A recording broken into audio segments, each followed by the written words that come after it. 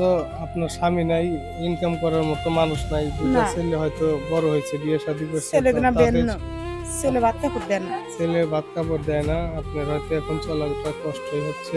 খুব কঠিন আছে ভাইয়া যে আপা দা গার খাইজানি তেলা বাঁচতেছি না মরে যেতেছি ওটা পর্যন্ত খামে হেঁটিয়া বন্ধ নাই আমার কাছে।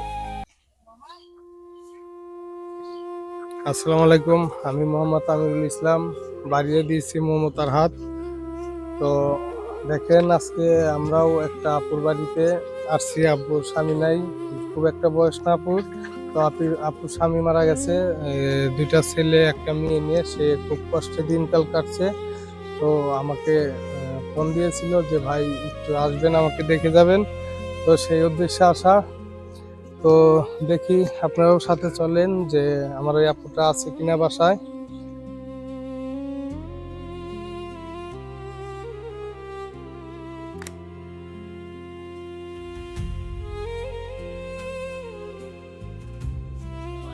ভালো আছেন আপু?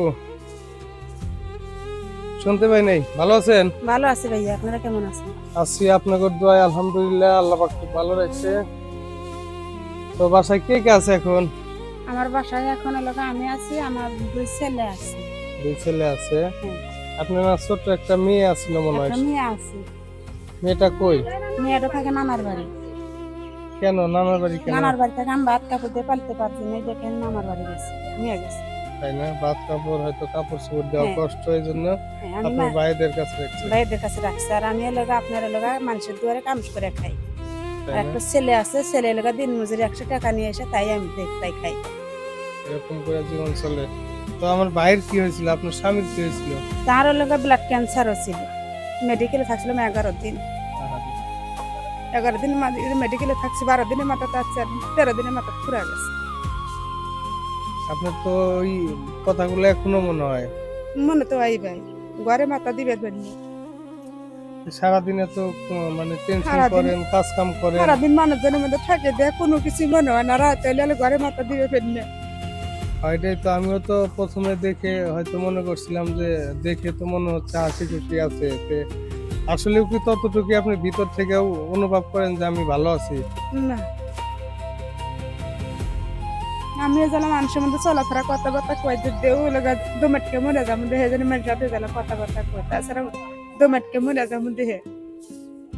হুম, অবশ্যই মানুষ স্বামী থাকলেই অনেক সময় অনেক কিছু পায় না।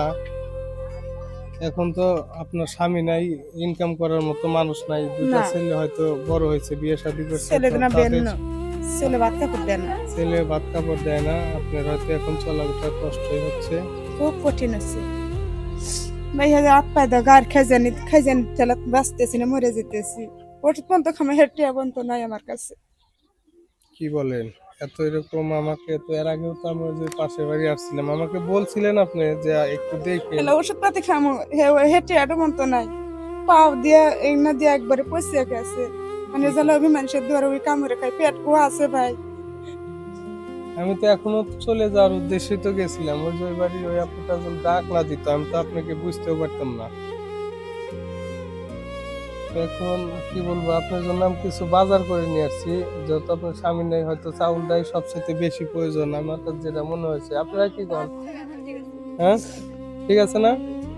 তো এই যে চাউল আনছি, আর এখানে কি আছে দেখো তো, দেখেন তো কি কি আছে, একটু দেখেন তো, একটা একটা করে উঠান তো দেখেন।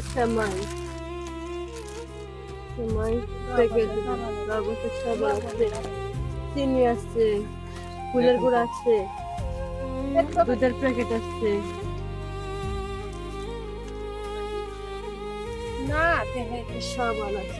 আচ্ছা আচ্ছা আচ্ছা। তো এই সামনে সামনে হচ্ছে কোরবানি ঈদ, আমি এটা মনে করে দেখলাম একটা চাউল দিয়ে যাই আর কিছু লাস্ট মানে সেমাই দিয়ে গেলাম যে এটা ঈদের দিন খাইতে পারবে। তো এগুলা কি ভালো হয়েছে না? ভালো হয়েছে, ভালো হয়েছে, হ্যাঁ, ভালো হয়েছে। আচ্ছা। চলো তো, দুধগুলা ফ্রিজে রাখেন, কারোর যদি আপনার ফ্রিজটা না থাকে। হ্যাঁ,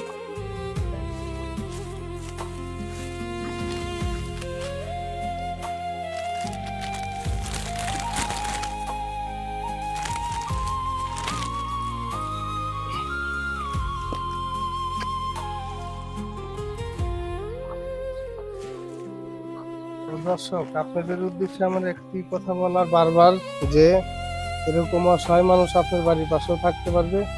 অবশ্যই আপনি যতটুকু পারেন আপনিও তাকে সাহায্য করবেন।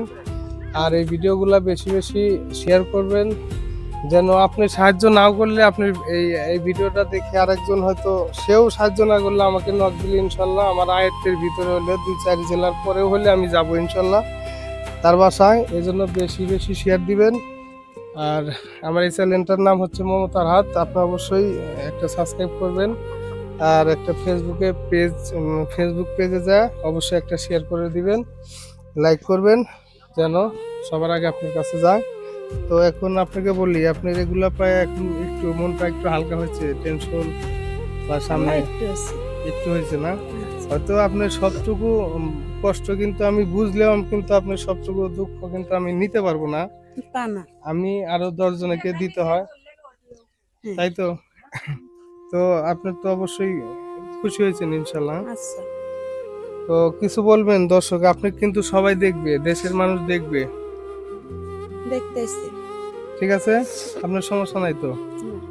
ইনশাল্লাহ ঠিক আছে। এগুলা নেন, এগুলা কি কি পাইছেন দেখছেন তো, দেখাই দিছে। হ্যাঁ, একটা চাউলের বস্তা আছে আর টুকটাক কিছু পণ্য আছে, এটা দিয়ে আপনি চলবে না। আসসালামু আলাইকুম আসিয়া। ওয়ালাইকুম আসসালাম। তো দর্শক, আজকে ভিডিও আর বাড়াবো না। তো আগের মতোই অবশ্যই পাশে থাকবেন, যেন আগামীতে আমার এই মমতার হাতটা আরো বেশি দূরে আগায় যাইতে পারি, মানুষের কাছে পৌঁছাইতে পারি, এরকম কাজগুলো যেন করতে পারি। অবশ্যই চ্যানেল সাবস্ক্রাইব করবেন, শেয়ার করবেন, পাশে থাকবেন। এতক্ষণ থাকার জন্য ধন্যবাদ।